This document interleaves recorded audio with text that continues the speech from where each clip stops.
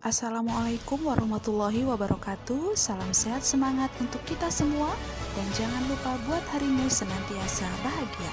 Pada video kali ini kita akan membahas tentang cerita kisah Nabi Lut alaihi salam. Nah, sebelum lanjut jangan lupa berdoa ya, agar segala aktivitas kita hari ini beroleh berkah dari Allah Subhanahu wa Ta'ala. Menurut beberapa sumber, Nabi Lut masih memiliki nasab dengan Nabi Ibrahim. Nasab tersebut tersambung dari keponakan Nabi Ibrahim. Singkatnya, Nabi Lut adalah anak keponakan dari Nabi Ibrahim. Bapak Nabi Lut bernama Haran bin Azar, merupakan saudara dari Nabi Ibrahim. Nabi Lut hidup di waktu yang sama dengan Nabi Ibrahim, dan Allah mengangkatnya menjadi Rasul ketika Nabi Ibrahim masih hidup. Allah mengangkat Nabi Lut menjadi Rasul untuk berdakwah pada suatu kaum yang ada di wilayah bernama Sodom. Kaum Sodom dikenal sebagai kaum yang melampaui batas, sebab banyak orang-orang yang jauh dari nilai kebenaran dan banyak melakukan kemaksiatan. Datangnya Nabi Lut kepada mereka adalah untuk menyampaikan risalah Allah serta mengajak mereka ke dalam kebenaran. Nabi Lut sendiri tinggal di sebelah timur Kanaan yang saat ini adalah wilayah Palestina dekat dengan desa Sodom. Ketika Nabi Lut sampai di wilayah Sodom, Nabi Lut terkejut dengan perilaku masyarakatnya. Banyaknya pencurian atau penyamunan, serta banyak orang-orang yang menyukai sesama jenis. Mereka melakukan praktek homoseksual yang membuat mereka jauh dari kebenaran, bahkan jauh dari fitrah dasar manusia.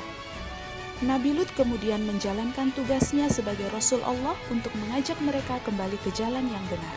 Perlahan-lahan dakwah Nabi Lut disampaikan dengan baik kepada mereka.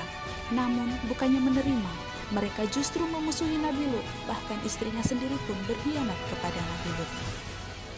Di dalam Al-Quran, Allah banyak menyebut nama Nabi Lut beserta kisah tentang kaumnya yang berbuat melampaui batas. Bahkan dalam sejarah singkatnya, kaum Sodom menantang beliau untuk membuktikan azab yang Allah berikan kepada mereka. Apakah memang benar-benar ada atau hanya omongan semata? Seperti dalam Al-Quran, Allah berfirman yang artinya, "Datangkanlah kepada kami azab Allah jika kamu termasuk orang-orang yang benar." Demikian jawaban yang dilontarkan kaum tersebut terhadap ajakan sang Nabi. Quran Surah Al-Ankabut ayat 29. Hingga jawaban Allah tentang azab yang akan mereka dapatkan darinya pun menyebut nama Nabi Lut sebagai pembuka dari firman Allah yang artinya, "Hai Lut, sesungguhnya kami adalah utusan dari Tuhanmu. Sekali-kali mereka tidak akan dapat mengganggu kamu. Sebab itu, pergilah dengan membawa keluargamu dan juga pengikut-pengikut kamu pada akhir malam. Dan jangan ada seorang di antara kamu yang tertinggal kecuali istrimu. Sesungguhnya dia akan ditimpa azab yang menimpa mereka, karena sesungguhnya saat azab jatuh kepada mereka ialah di waktu subuh. Bukankah subuh sudah dekat?" Quran Surah Hud ayat 81. Sejarah menuliskan dengan singkat bagaimana kaum Nabi Lut mendapatkan azab yang sangat pedih dari Allah Subhanahu wa Ta'ala. Allah menurunkan hujan batu yang bertubi-tubi hingga membuat siapa saja yang ada pada tempat tersebut tidak dapat lari dari azab tersebut.